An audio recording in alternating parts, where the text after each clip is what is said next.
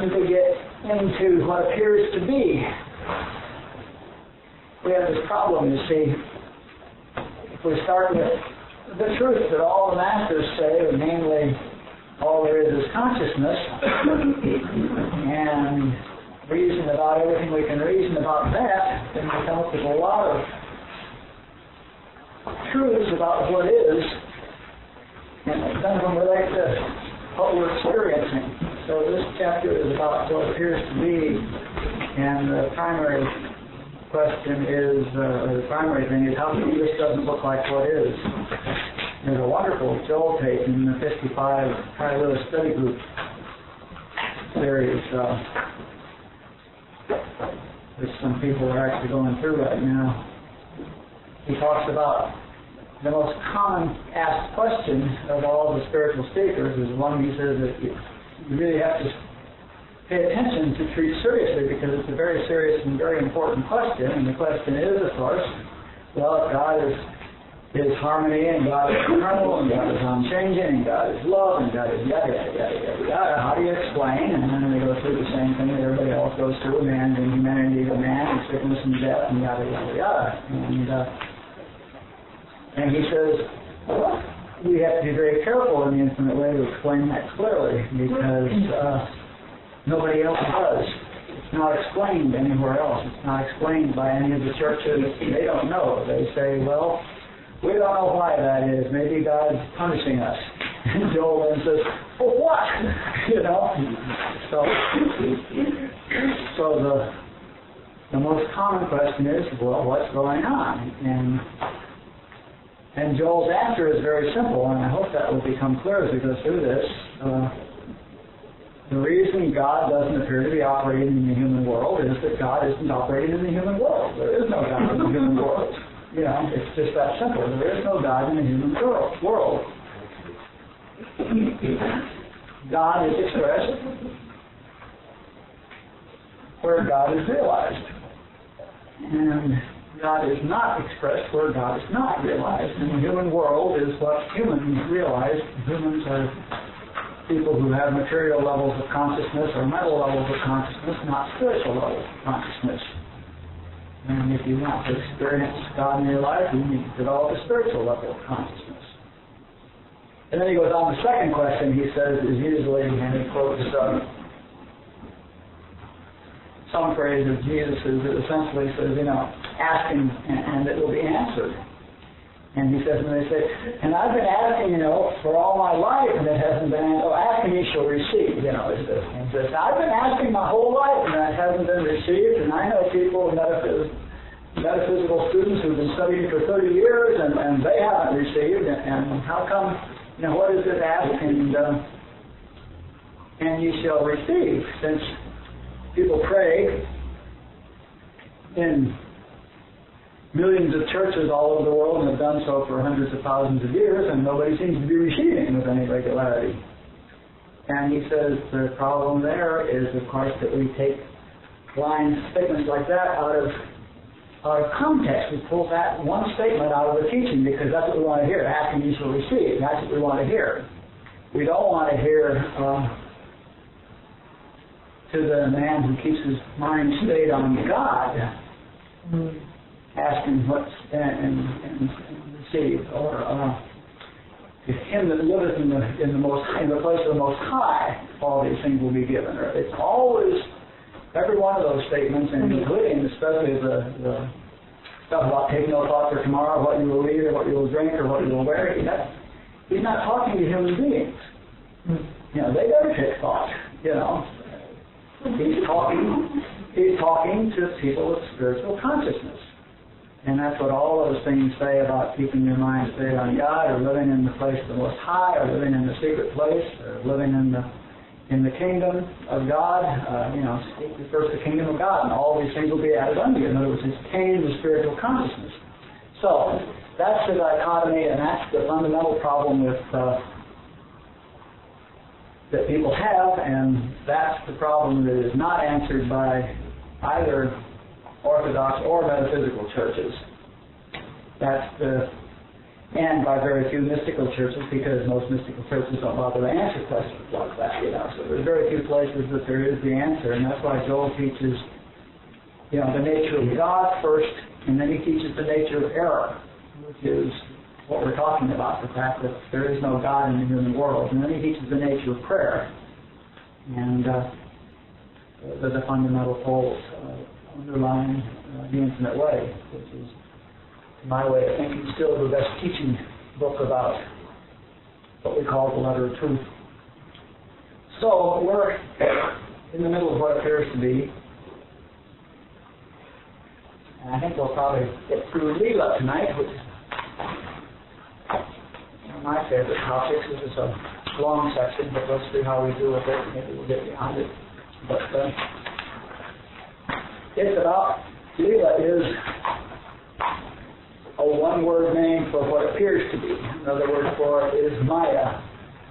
Maya is another thing. Leelaa is a Sanskrit word which means the play of the gods or the game of the gods, and it's one way of looking at what appears to be. And Maya is another Sanskrit word which means the grand illusion, and it's another word for what appears to be. And Joel also uses hypnotism as a word for what appears to be, and there's lots of words around for what appears to be. So we need to learn the nature of what appears to be, put it together maybe. So let's go around the room and read a paragraph and follow long enough at least for any questions or any comments or feedback. We'll just monitor through this at whatever pace we get through it. Leelaa, it was revealed to Barbara that one of the laws of creation is everything is born asleep. Everything begins in its most rudimentary form. In the case of individual consciousnesses, that means ignorant.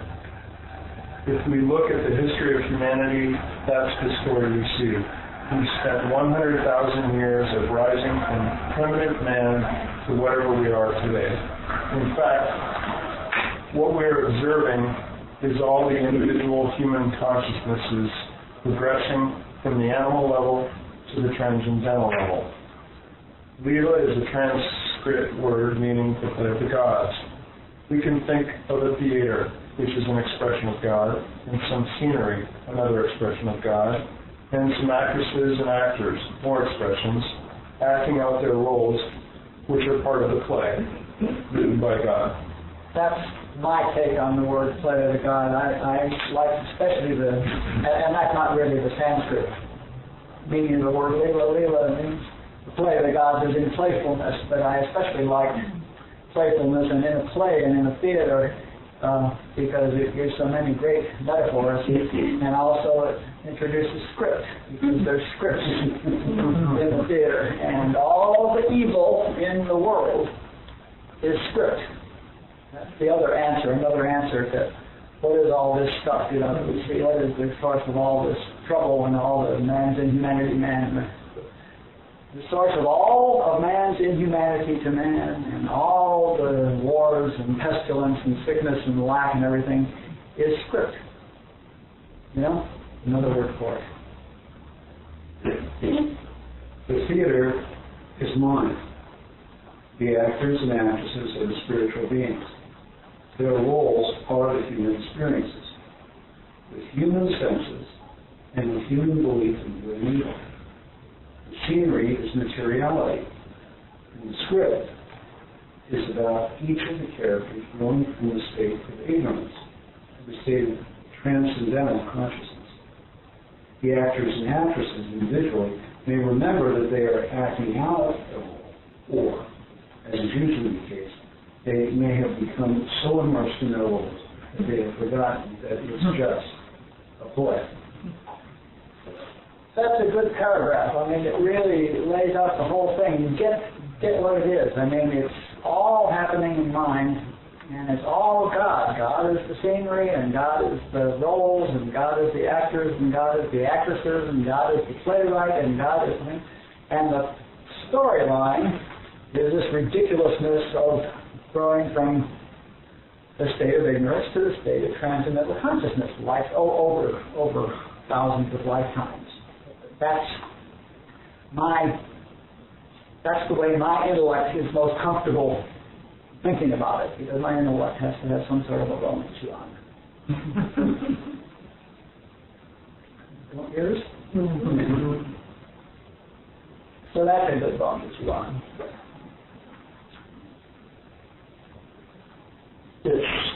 It can be a useful tool for us to think of this experience as a play. This is not really me. It's the role I'm playing right now, and it's the role you're acting out. We're all performing our roles in the Leelaa. My role is expressing this particular level of consciousness, and yours is expressing that level. And you are obviously the very best there is at playing your role. The play is about our individual consciousness growing from ignorance to transcendence. Each scene is about our experience as mind that forms the content of our current states of consciousness for us. Listen to these, and you take these with you as tools. Go out here tomorrow, and when somebody is particularly irritating you, like a mother, or a father, or somebody, or a child, get it that that's a role they're playing, that that's not who they are, that there's a spiritual being playing the role of obnoxious mother, or father, or child, okay? Or cat, or whatever, okay? And if you can look at it, that way, if you can use this as a tool, and look at everything that's going on around you, initially all the stuff that's driving you crazy, look at it as roles that people are playing. It gives you that half a step back from it, because now you're looking at it in a different way than you were before. Before you were taking it personally. And now you're looking at it as a role they're playing. And God wrote the scene, God wrote the script, and you're playing your role, and they're playing their role. And their role is being at the level of consciousness they're at, and your role is being at the level of consciousness you're at, which is pretty high if you're looking at it as a role, and which is not all that high if you're getting irritated with them irritating you, okay?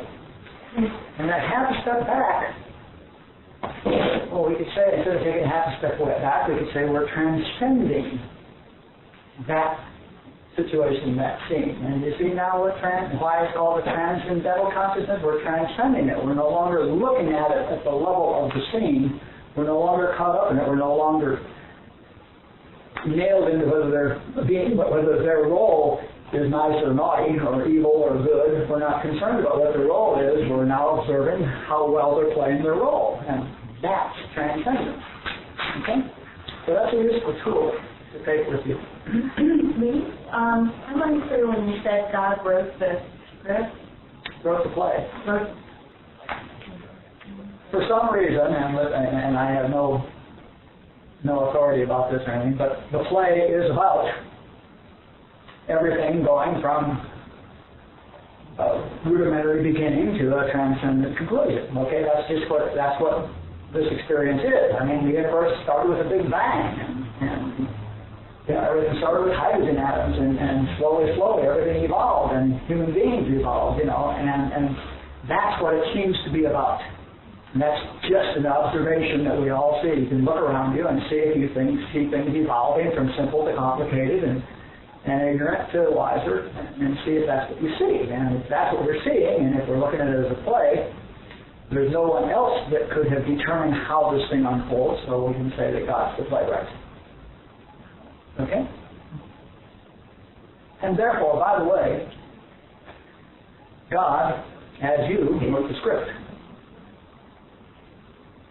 You, the spiritual being, is playing the role of you, the kid that had to write the script, right? That's part of the role. Who else could have written the role? Who else determined how this thing works? So the way this thing works includes script. Right? That's a really interesting thing I never considered. Yeah, nobody does. We all like to think of God as being this sweetness and light, but God is everything. You see why when you say God is love, you're being so limiting? No. What about the tie-in between saying, they're just reading their lines, and the whole idea of predetermined, that it's all predetermined? Yeah. Right? Does those go together? Sure. Yeah. Yeah, they certainly do. I mean, it's a different way of looking at the same thing. I like that. If you realize,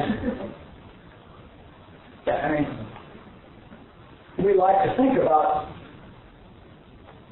that we're choosing what to say, but if you're looking at this as a play, then everybody's reading their lines. Right. And if you're at a play, the actors on the play, you know, as they perform their roles, are reading what's written in the script. Isn't it a wonderful word? Reading what's written in the script. And they're reacting as they're scripted to react. And they're not making their own choices. Their reaction to what you do is what my role has to play. Otherwise, the play doesn't come out right.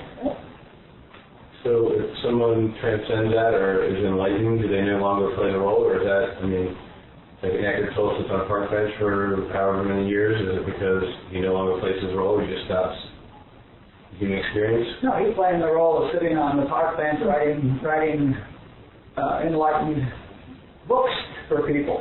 But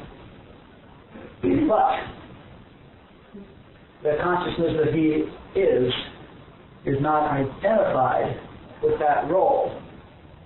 He's the actor who is watching that role be performed, rather than believing he's the book writer sitting on the park bench. The amazing thing about Robert that took me so long to get, and thank God it was in his conscience so long, is that he never for a second believed that he was Robert. He did not believe that that body was him ever. Okay? And Eckhart Tolle is not at least bit confused with who he is and who's writing the books and sitting on the park bench or doing whatever he's doing, wandering around telling people what it's like to be enlightened. And if you really want to see it, go read David Hawkins, who talks about it in very clear terms. You know, and he writes that stuff from the viewpoint of the actor, not the role. And he's really clear about what's going on and what isn't going on. Lots of them are, actually. So for all these actors playing these roles of the script that God wrote, who's in the audience? We'll get to that. Okay. Some of us get to sit in the audience, too. Okay. Yeah, I mean, we can look at it that way. Okay. And that brings up a whole other set of really interesting things, because when you're I'll just preview it slightly. When you're in the audience watching the play, you can still get caught up in the play. Yeah. And cry and laugh and all that. But you always, but you don't panic and run out of the place. Right. And you don't really think anybody's being killed. When somebody gets shot on the stage, you think, oh, that was well acted. You don't think somebody really died. So when you're transcendent enough to be in the audience, you're always aware that it's a play at some level, right? So being in the audience is a state of transcendence. It is a higher state. Yeah. And it's sort of like then the analogy breaks down, because now you're sitting in the audience and you're running a puppet up on the stage, which is a puppet of you. You're in both places. Well, I'm still stuck on what we were talking to Bill about like God writing the script, like this all there is God. That's right. So what about like what I've been, learning and trying to have in my head about like scripts are based on my erroneous conclusions that a one-time event was all or nothing. I mean, is the script like just a way to get me to my next lesson? And that's right. A way to help you find God. How's it working? There you sit. There you sit. So if it works out, it's a device. Barbara likes to talk about human consciousness. She calls it the devil, refers to it as the devil, which is just the impersonal collective human consciousness and all its beliefs that are the real source of evil as we see it. And she talks about using the word Christ to refer to what we call the spiritual adult, that transcendent consciousness which is in you, which is raising you up to the transcendental consciousness, okay? It's the piece of you which is transcendent. And then she says, by the way, Christ is the devil. One of the devices that is being used to bring you to God is what we call evil. Which isn't evil. There is no good and evil. That was the flashcard we had. There is no good and evil. It's all God. But within the Leelaa, we get to look at evil as the device that is used to bring people forward as their role develops from total material, human, animalistic ignorance to transcendental consciousness. Okay? And script is one of the tools, and nobody would ever change if the script didn't force them to. Right. I would never have found God if my alcoholism hadn't knocked the arrogance out of me. Okay? My alcoholism was as positive and strong a part of my spiritual growth as sitting at the feet of Rashneesh in India. An essential step that I took before I went to India to deal with Bhagwan. I had to get the arrogance knocked out of me so that I was teachable, so that I could listen. Okay? There's no peaks and valleys. All just a roll. And we call this bad. Oh, poor man had to drink for 18 years. No, essential. This lifetime, the tool that was used to make me slightly teachable. So I have a question. How do you tie that back into that God is human consciousness, or that there's no God in, I forget how you said it. There's no God, but then God is everything at the same time. So that's where I have to disconnect. Well, it depends on what you mean by the word God, really. I mean, there is nothing but God, okay? Right. But we're talking about God of... There's reality and the real nature of God, which is what we spent a month on in what is, okay? And there's this appearance which doesn't correspond to it, okay? And that's because mind manifests whatever is in the consciousnesses that's using mind as a tool. And in the human world, the consciousnesses that are using mind as a tool are believing the human belief of good and evil. And there's no God in the human belief. So in the experience of people in the Leelaa, there is no God. And the more accurate statement is not that God is not in the human world, but there is no experience of God in the human experience. The human experience is an experience devoid of God. The transcendental consciousness is a consciousness which experiences God or itself as God.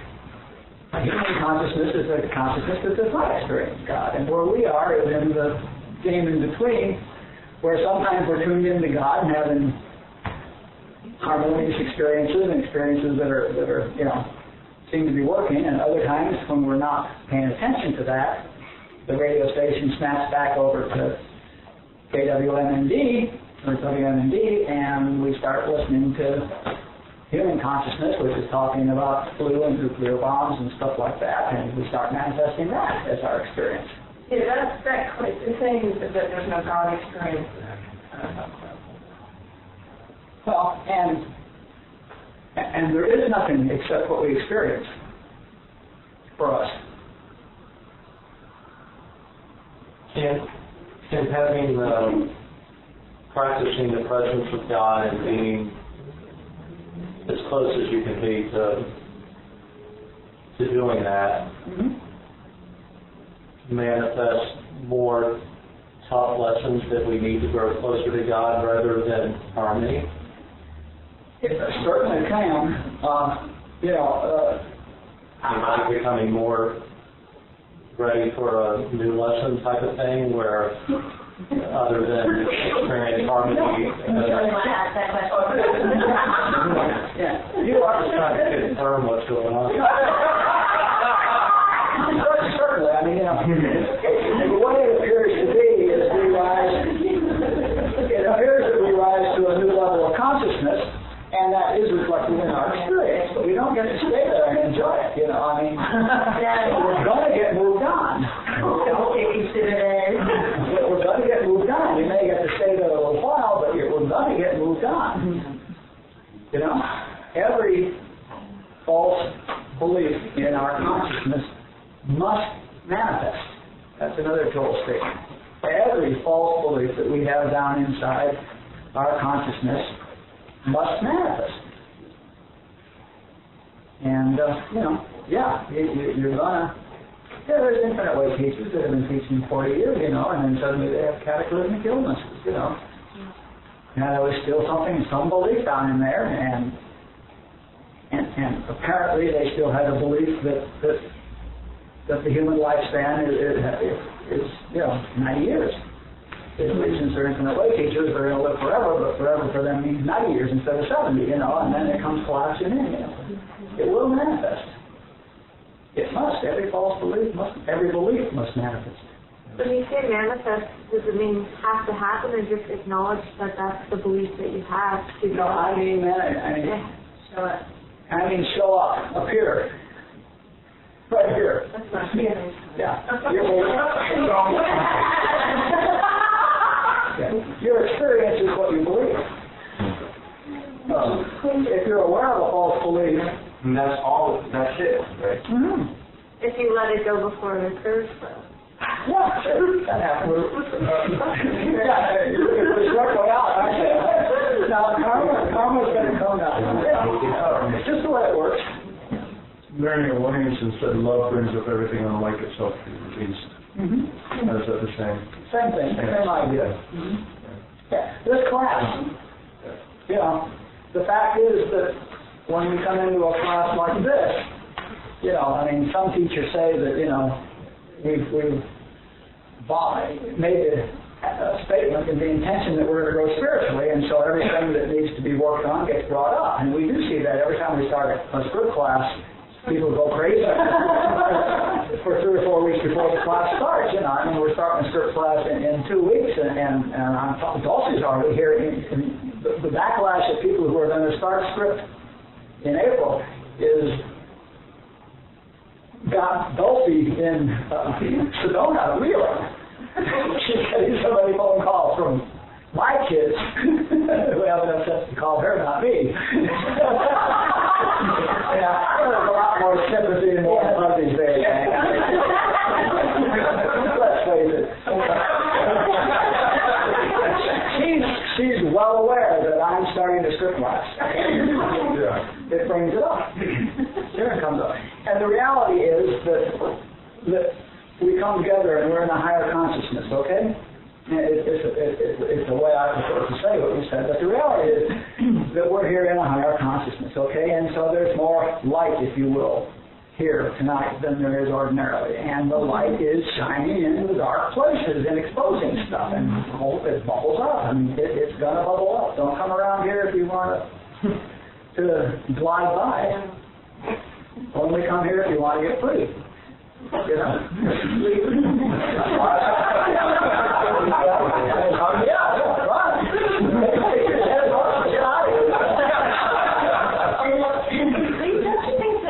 Some people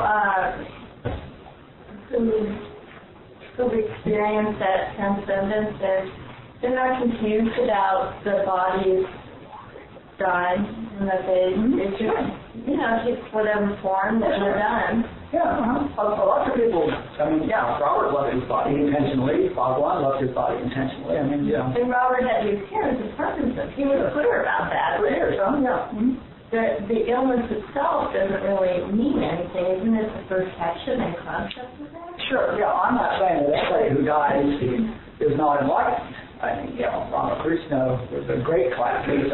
He used his, and Ramana Maharshi used their own cancer as teaching devices for their students. When students would get upset because he's dying of cancer, he'd say, haven't you listened to me? What have I been telling you? Nobody's got cancer.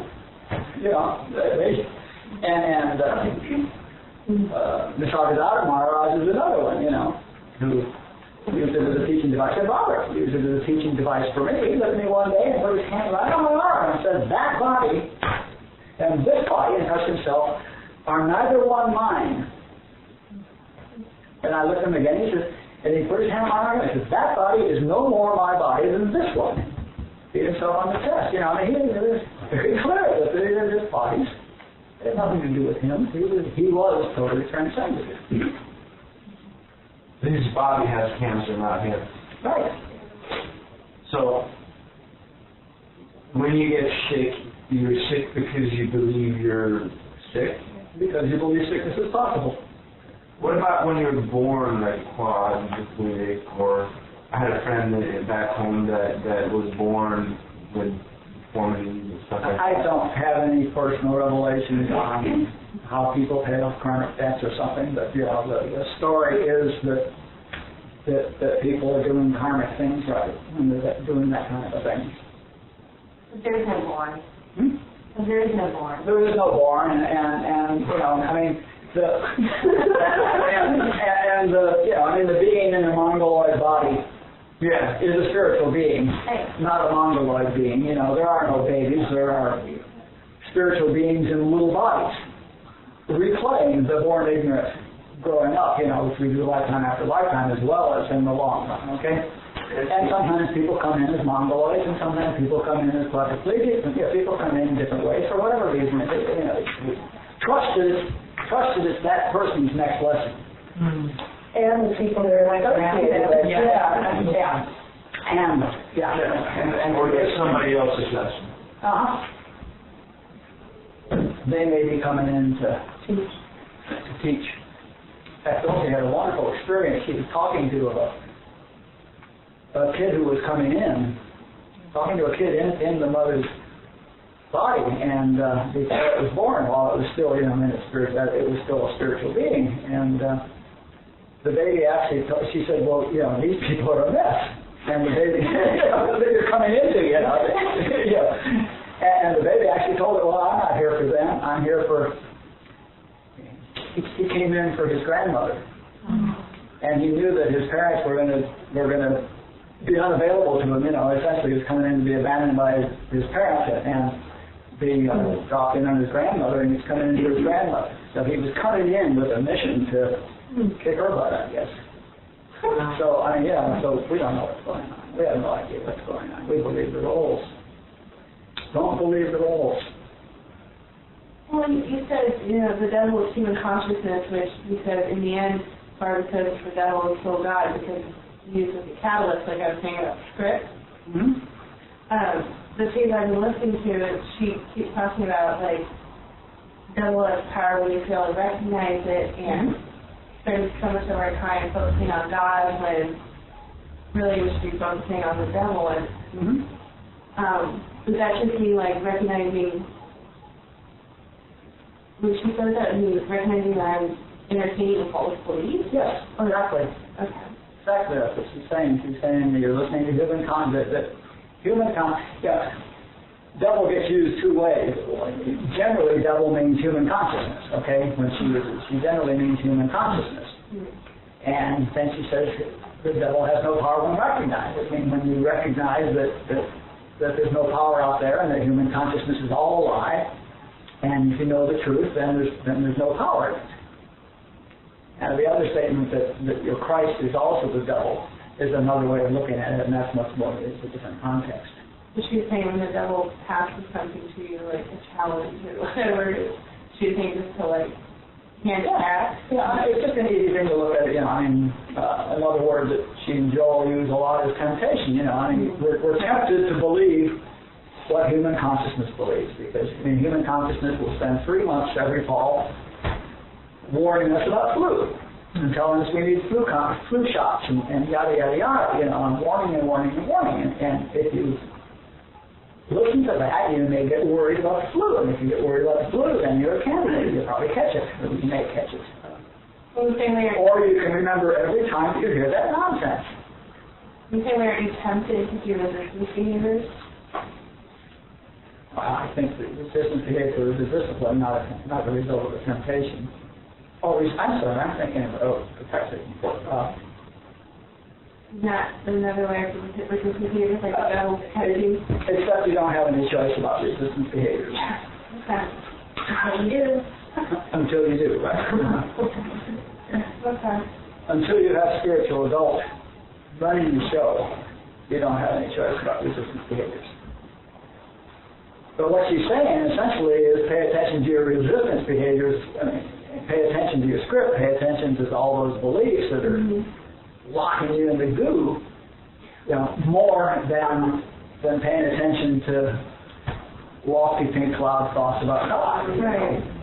She's like, you don't need to meditate. You need to worry about God. Worry about the devil making your life miserable. That's right. That's what she's saying. So, if our false beliefs are manifested, then why, like maybe an illness, why do some of the people that don't believe in illness get one? Human consciousness believes in illness.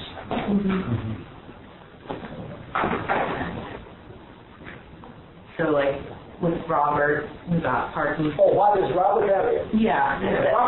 Robert didn't have it, illness. When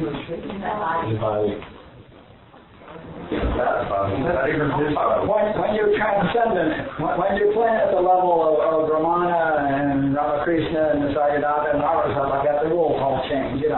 Robert did not have Parkinson's disease. He was absolutely clear about that. Why he chose to be associated with a body that had Parkinson's disease for his whatever bodhisattva type purpose he came in to do, I don't know. It's probably a teaching device. Meaning the credit is good to you. That's all of us. Yeah, so far so good. Huh? Yeah. Probably a teaching device. It's interesting how many of the enlightened masters, although nowadays they're not doing that anymore. Things are clear and Toll is clear, and a lot of the new guys seem to have well bodies. Based on what you said earlier, couldn't you say that was his script? That was his role? Except I think Robert was probably script free. It was his role, yes. It was not his script in the way we use the word script. How would you tie in what Brooks was talking about when he was talking about, compared to the line that Barbara said about the greatest, most dangerous place that you can be is content with your humanhood. Like, tying that in with this whole idea that, what were you saying, like, if you're getting further along, you're going to get bigger opportunities. Get higher letters, yeah. Yeah. So isn't that just addressing beliefs that you have, like, oh, if I just get this, this, and this, then I'm going to be super happy. And then you die of that idea. Yeah, then you stop. Her statement is about the fact that if you stop working, you stop growing. Or start thinking that something humanly is going to bring you something. Sure. Yeah. And it's all just words. It's all just ways of talking about nonsense, it's all just words. There aren't temptations. It's just what's happening. There's not reaction to temptations. It's just what's happening. There's not Christ acting as devil. It's just what's happening. There's not more difficult tasks as we grow spiritually to make us learn quicker. It's just what's happening. And in fact, it's not even what's happening. It just appears to happen. And we find all sorts of ways of trying to talk about it. Why there's no God in human because it's all thinking. I mean, I've never experienced God in any thought. No, you can't possibly. The stage that's seen them. Yeah, you can't possibly. Thoughts take you out of the now, and God's now. If you're thinking, you're not here now. You can't think about now. That's why we talk about getting into the silence, the gap between the words where God is. Human consciousness is a monkey chattering in a tree. Yeah, it's all Let's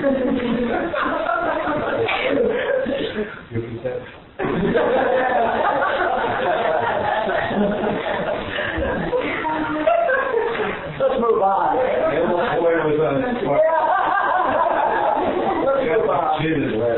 Let's move on. Okay, who's next? Okay. My experience in the Leelaa is harmonious when I remember that I am an actor, that you are an actor or actress, and that what's happening in this scene of the drama is the parts we're playing, not who we are. And think about that. Now, if you're an actor or an actress playing a role, maybe the role of a murderer or a victim, okay? So in fact, while you're playing the role, if you're aware of the fact that you're an actor or an actress, your life is perfectly harmonious. It's working fine. You're doing exactly what you want to do. You're doing what you love. You're doing what you're really good at. You get it? That if you're remembering you're an actor or an actress, it doesn't matter the role. You're loving what you're doing. Go ahead. After the play is over, the players do not try to get even with each other for what transpired in the play. What each player did was simply his or her part, and the success of the play depended on how well she or he performed it. Can I just add something there? You know, I was thinking earlier on when we were kind of being in the audience, and I was thinking about really watching a play, and when I watch a play, I won't say anybody else, there are times when I really hate or love different people in it, but the minute it's over, that's all over. Sure. And you really know what's going on. I mean, you get caught up at a level, but you really know what's going on. So you never lose track of the fact that it's a play. Right. So I was thinking about that, and you were talking about looking at it with other people, because I just got some new classes today of some really squirrely teenagers. I mean, really, yeah. And I'm going to do that tomorrow, because it's, try it. Yeah. I think what would happen if the actors and actresses in the play identified with their roles. Then they'd go off script, and somebody takes a poke at you, and you decide to kill them. And you really do, because you took it seriously. Okay? So, I mean, it's important to remember that you're the actor or the actress. And yet we all sit here totally oblivious to the fact that we're spiritual beings playing a role. We're completely identified with the role. Yeah. If you're in a situation and realize that it's a role and that it's a play, and you're just part of it, doesn't that change the script?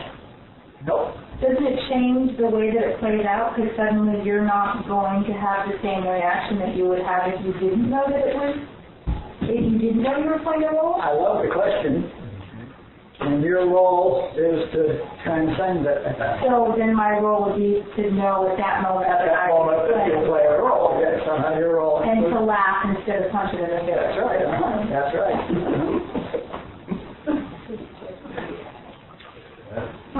Else you wouldn't. Yes. So kind of adding to that, so when you grow spiritually, you get those opportunities for growth. Blessed with those. Yeah, and can you still, experience, I don't know if experience harmony, but feel, peace, while going through that, opportunity, because you're grown spiritually, you're able to, like you've been talking about. The fact is that your level of problem certainly does seem to rise. Yeah. And, Joel talks about, infinite way students very quickly arrive at a level of understanding where they don't experience 80% of the diseases and problems that other people experience. Okay, so very quickly you can rise to the level where you're experiencing, where you're not being plagued with health problems and supply problems and relationship problems and all that sort of stuff. I mean, you can very quickly get to where you handle 80 or 90% of that effortlessly. And then you get smug, and then something has to come along to break you out of that. If your role is one to become transcendent this lifetime. Yeah. Or not. Or not. Well, that's really getting around me, or not. Yeah. And in advertisements now. Yeah. In initial entire advertisements now, even. Or not. Let's go on. We'll just read this one section, but let's make sure we get through it tonight, and we'll talk as long as you want. Next paragraph. Go ahead, next paragraph. Mind is a lot like a mirror. The mirror instantaneously reflects exactly what is in front of it. Similarly, our concepts, the content of our consciousness, are reflected immediately and precisely by our mind. Go ahead.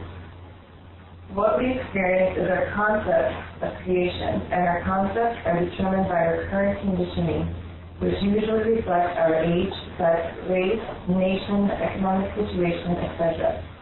This same conditioning determines our experiences in movies. Some of us laugh, some cry, some worry, some are delighted, others offended. All in the identical movie.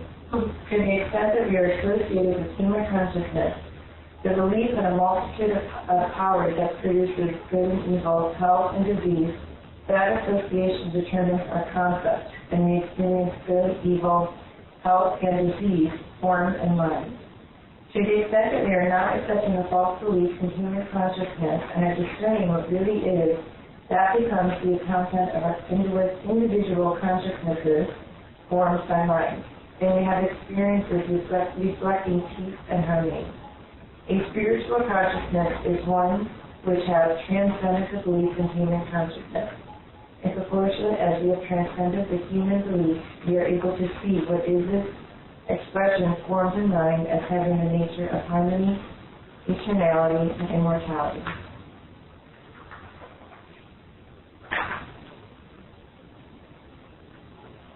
Let's extend the diamond metaphor. What is the diamond? And its personal, individual expressions on facets, representing our spiritual beings. Human experiences might be compared to believing they're separate, outside of the diamond.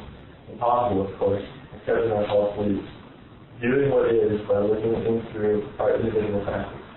The clarity of the facet corresponds to the clarity of the content of our individual consciousness. To the extent that we are conditioned by human beliefs, there is death on our facet, obscuring our view of what is. This is the seeing through a glass state, the dust on the Zen mirror. Notice that the dust does not change the diamond, just our view of it. As we drop our conditioning, our facets become clear. We are able to see and experience more of what really is. This needs a different section title there, doesn't it? Obviously, Leelaa was over before we get the word mind at the top of the page. I'll do something about that next version. So that sentence that says, in proportion as we have transcended the human belief, we are able to see what is the expression formed in mind as having the nature of harmony, eternality, and immortality. When it says see, it really means like experience, because we're not probably going to see it. So we're seeing through it. Right. We're seeing through it, we're experiencing it, we're... See is a multi-level word. Right. See is in, oh, I see, which we can do even with our eyes closed. Right.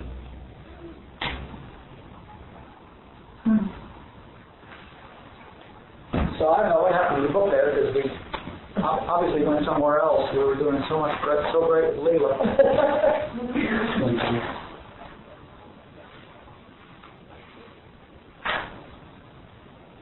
Well, all right, so that's what happened.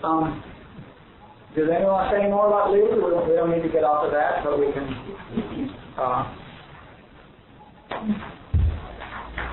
since we're into mind again...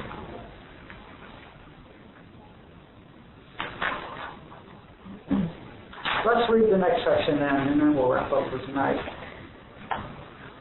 Just 4 paragraphs. Everything in mind is a fact. Mind, correctly used, is an instrument of awareness. It's the instrument that we use to become aware of what is. Along the way, it shows us what we are currently believing, not what we know with our intellect, but what we have been conditioned to believe way down inside of us. Everything in mind is an effect of the consciousness governing it. Nothing that mind forms can be a cause. It's a fact. Like the image in the mirror is an effect of what is in front of it. None of the images in the mirror can initiate anything. The reflection of something outside of the mirror.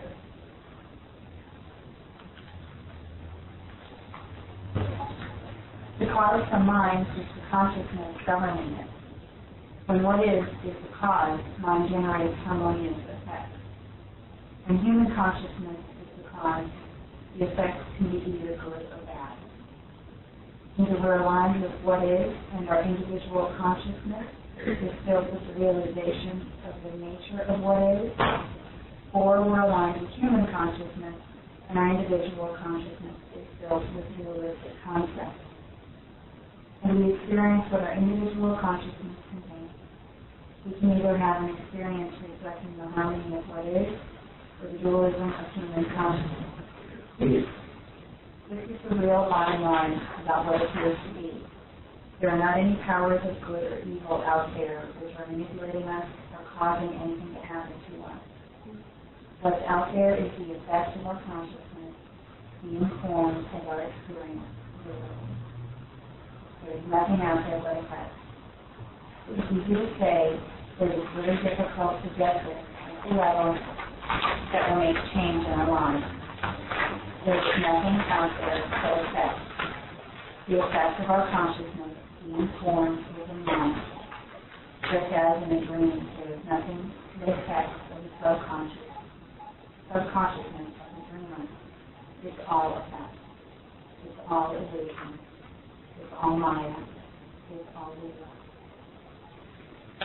So let's stop there.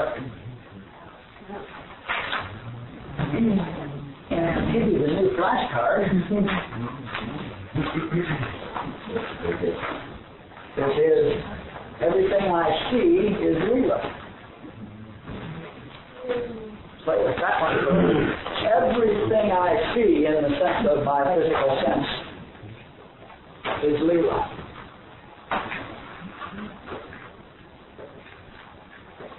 And that means that everything I see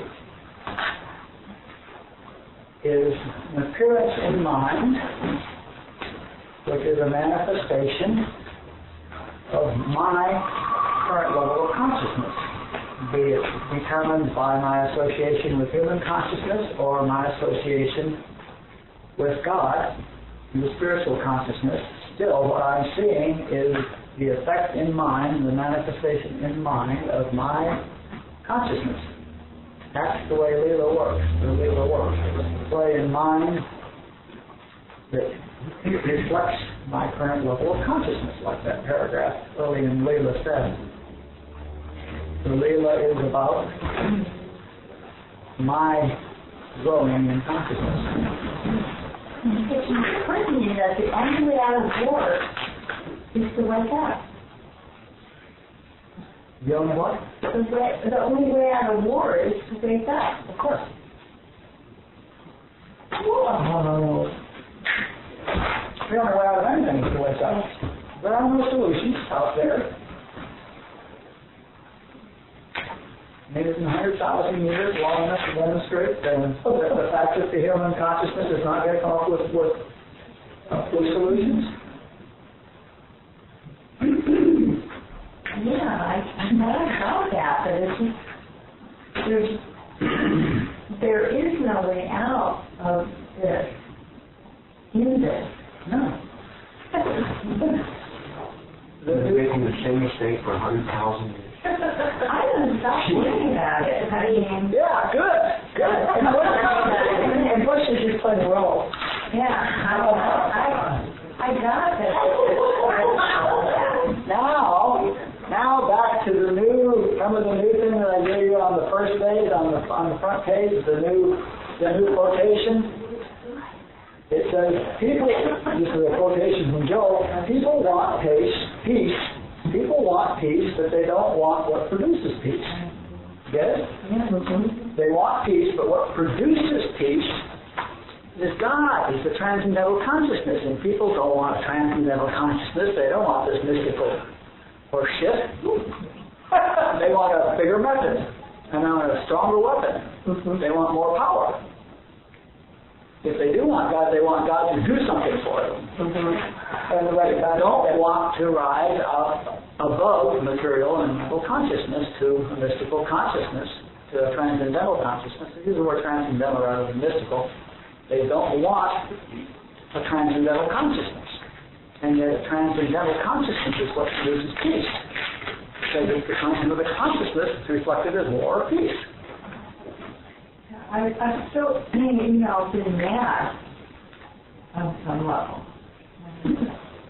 Yeah, I mean, I think it might be the way to stop being mad. Yeah. I was reading this book and this guy is like conquering whatever, he's fighting some wars and he runs into this homeless man and he's at peace or whatever and he's going, well, he's like, he looks at him and goes, oh, you're in so much peace, and then the guy goes, well, you can be in peace now, and he goes, well, I can rest after I fight these wars. He says, well, you could change now. Like, it was just like, and he says, well, I'll rest after, but just make it interesting.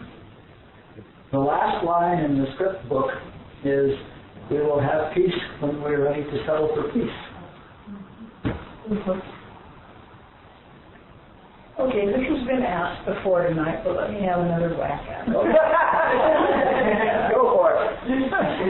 Do we ever transcend our role, or are we still in our role when and if we lift our consciousness?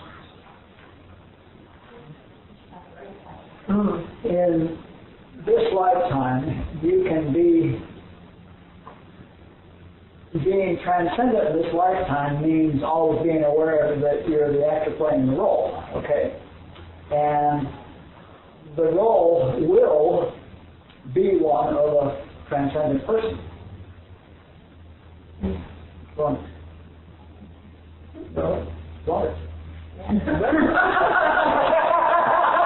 role is your consciousness manifesting. If your consciousness is transcendent, the role is one of a transcendent person. Now, I don't know what that looks like. It might look like a hermit, or it might look like a nuclear physicist. But you will be aware that, and you will be transcendent, and you will be aware that that's not you, that that's just your body, and that what it's doing is not you, it's what it came here to do, and that you are not the doer. You, the body, but the body is not the doer, and that the whole thing is exactly part of the Leelaa. You see? And it won't matter what your role is, because it's just part of the Leelaa, and it's not you. And then, like I was saying, the person, the actor who's playing the part of the murderer and the actor who's playing the part of the victim are both doing what they love. Acting. So and really doing what you love when you're transcendent. And it may be going to the woods and being quiet, or it may be leading other people to become transcendent, or I may be going to Calcutta and saving orphans. I have no idea what it will look like. But being transcendent means that you know who you are and who you aren't. And the role is irrelevant. Suddenly, I mean, the role is absolutely irrelevant. Joel didn't want to teach. Robert could care less whether he taught. He could care less whether anybody came to his classes. You know, it's irrelevant. That was what was going on. In fact, Jed McKenna is another guy who's clear as a bell, and he's a sort of a laid-back guy. And he plays Laura, what's her name? Tomb Raider? Tomb Raider, video games. I mean, when you got nothing to do, he sits around that computer and plays video games. He's very good at video games. And so he says, well, what are you doing? And he says, I'm just killing time until time kills me. You know? With absolutely no interest in any of those words. You know, I'm just killing time until time kills me. Wait for the body to drop. You know, and sometimes he's talking to people that hang around his Amish place, and sometimes he's playing Laura, what's her name, Tomb Raider, or whatever it is, you know, and he doesn't care what she's doing. You know, it doesn't make it. Yeah, something. Yeah, you're doing something every minute. It may be sitting and meditating, it may be sitting and not meditating, it may be video games, but you're doing something, and it's irrelevant. Because it's not you doing it. It's what's happening there. And so is your spiritual teaching. Just what's happening there. Robert didn't write the words, they were just the words that were said, you know. They just came out of his mouth. It's not like there was a Robert teaching. Yeah. there was teaching happening there, words coming out of that mouth as part of the Leelaa. As part of the Leelaa. This transcendent consciousness, nonetheless, had a role in the Leelaa as satsang guru on Thursdays and Saturdays. I don't know what he did on Tuesday mornings. So what you're describing, does that just apply to people who are very clear, like you're describing, are transcendental, where it doesn't matter what, if they play a video game or a teacher, does that just apply when you're at that level? No, it doesn't matter what you do, period. I mean, there's nobody doing this, but what I'm saying out there is what they're doing doesn't bother them. Right. It's irrelevant. Yeah. There's no purpose. There's no reason. It's the role. Okay. There's no role for the. I mean, yeah. So I go to the theater and I play my role as a mad killer, and when the play is over, I go home. Right. So there's no purpose to my playing that role. I mean, it's a little bit of entertainment, right? So, same here. If you know it, then it doesn't bother you that you're a murderer for 3 hours, you know, or for this lifetime. So then what's the point of doing spiritual work then, if it doesn't matter? There's no point. There's no point at all. That's your role. Mm-hmm. You think there's value in growing spiritually and getting out of this. Mm-hmm. But there's not. Well, there's nobody that's in it. Mm-hmm. Right. So what would you suggest we all do tomorrow?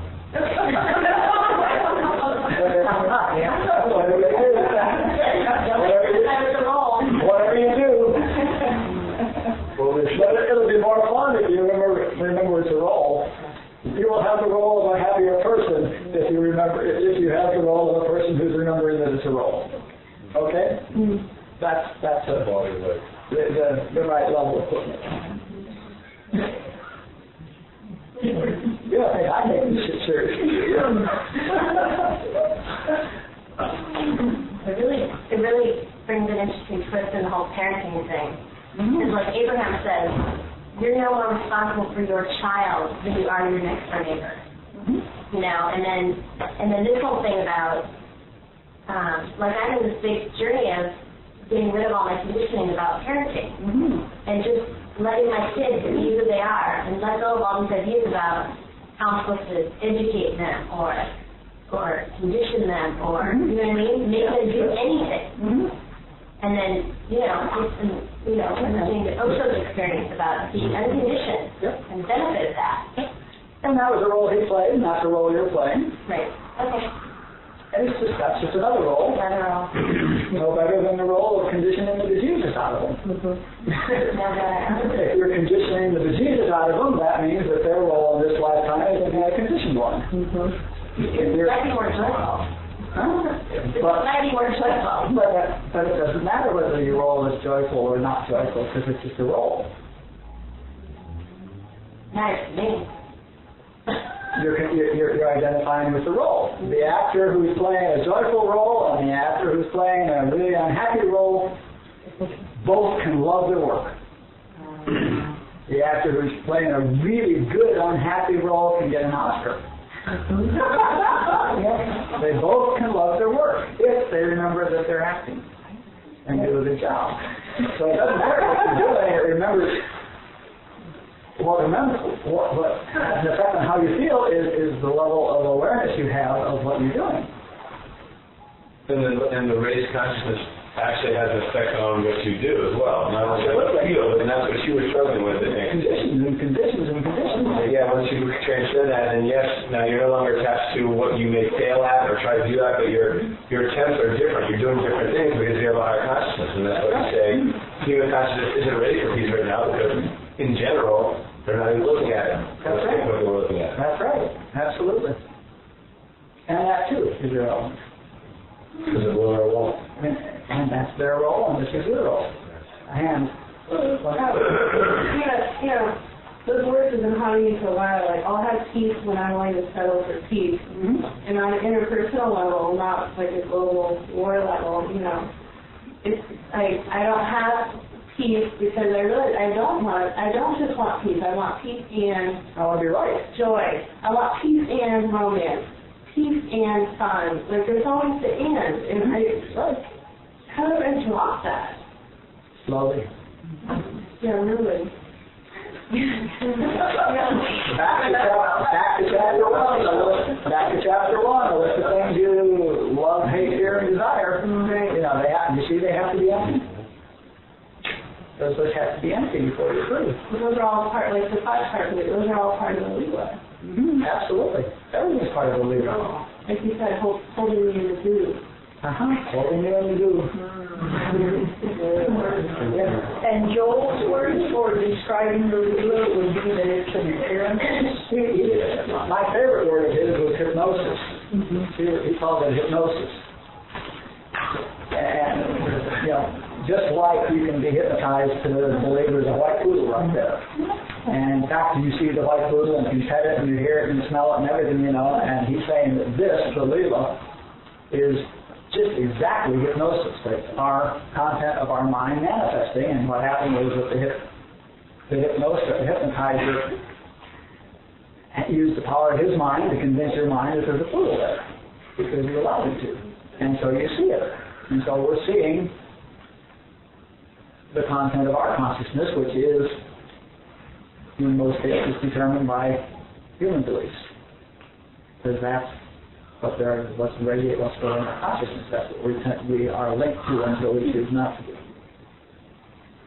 So he uses the word hypnosis as the primary word for what I use, Leelaa and Maya. So he knows the word Leelaa and Maya. He uses them occasionally.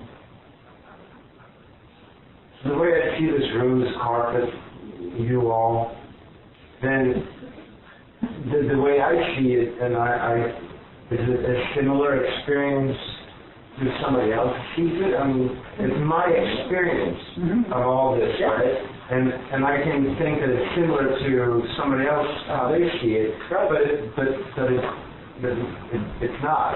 Well, there's reassuring things because we all can communicate about it. So people, for instance, would all agree that there's a picture on the green and red or whatever. But there's no way for you to know whether what you see is your experience of green and my experience of green is the same. I mean, there's no way. I mean, what I see when I see green may be what you see when you see red, and we'd never know that was true because you've learned to label your experience green, and I've learned to label my experience green. There's no way to know that. And the other thing is, one person might look at the room and think it's ugly, and the other person might look at the room and think it's beautiful, and another person wouldn't even see the room because they're not interested in rooms, they're interested in pills, or whatever, And so we all have a totally different experience of the room. Even if we agree on exactly what's in it, we're having a totally different experience of it, based on our own conditioning, and our own interests.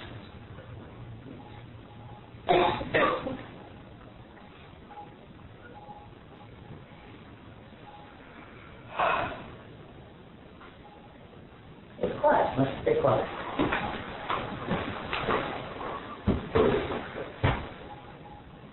Everything I see is Leelaa.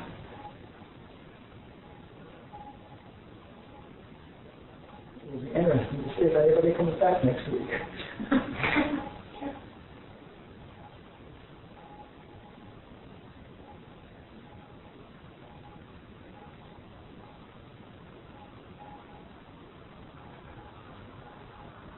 Okay, thanks for coming. Love you all.